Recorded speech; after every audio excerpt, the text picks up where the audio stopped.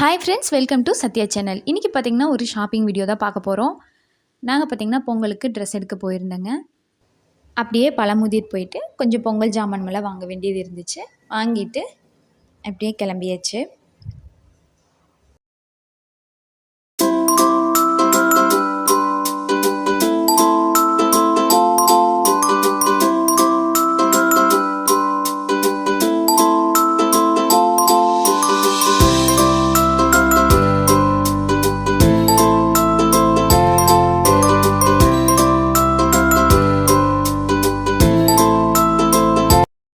ரொம்ப லேட் ஆனதுனால ஹோட்டல்லையே சாப்பிட்டு வந்துட்டோம்.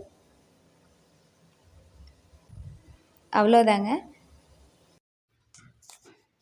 மறக்காமல் நம்ம சேனலை சப்ஸ்கிரைப் பண்ணிடுங்க.